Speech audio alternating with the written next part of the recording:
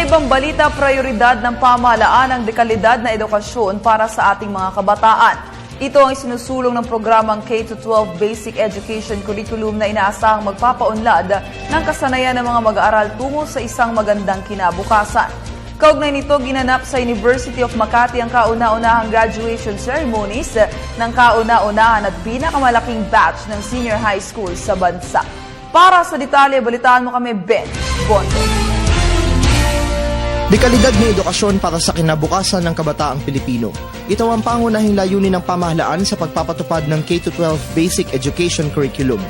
Kaugnay nito, ginanap ang kauna-unahang graduation ceremonies ng mga mag-aaral ng Higher School ng University of Makati o HSU. Pinangunahan ni HSU Dean Dr. Bernardo Ombrog, UMAC President Professor Tomas Lopez Jr. at mga opisyal ng pamantasan ang seremonya ng mga estudyanteng sumailalim sa pilot testing ng K-12 Senior High School Program. Today, ang pangangailangan sa isang bata bago pumunta sa mundo ay isang pananaw ng pagsisilbi. Hindi lamang para sa kanyang sarili, hindi lamang para sa kanyang pamilya, kundi sa milyong-milyong ating mga kababayan na nandun pa sa kahirapan. A bias for service and the poor. Panauhing pandangal sa okasyon si Makati Mayor Junjun Binay. Sa kanyang commencement address, pinapurihan ng alkalde ang K-12 bilang hakbang sa paghubog ng kabataan bilang mga mahuhusay at globally competitive na mga profesional sa kinabukasan. Kasabay nito, isang hamon din ang kanyang ibinigay sa kauna-unahang graduating batch ng HSU.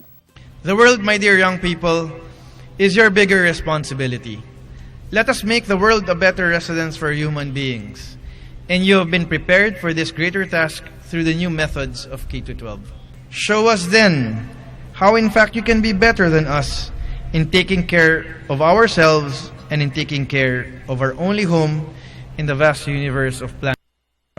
Mula sa 3,246 na mag-aaral, 32 ang nagtapos na may karangalan. Si Sil Marie Opus ng Grade 12 Section 11B ang itinanghal na class valedictorian ng HSU ngayong taon. Bukod sa diploma, may certification na rin mula sa Technical Skills Development Authority o TESDA ang mga nagsipagtapos na base sa kanilang field of specialization. Taong 2012 nang mapili ang University of Makati bilang isa sa 33 paaralan para sa pilot testing ng senior high school program para sa K-12 curriculum ng Department of Education. Ito ang lumikha sa higher school ng UMAC na nakapagtala ng pinakamaraming bilang ng mga graduates mula sa lahat ng mga paaralan kung saan isinagawa ang programa. Ginanap ang kauna-unahang commencement exercises ng HSU sa temang Trailblazing Innovations in Philippine Education. Para sa Telebisyon ng Bayan, Benj Bondo.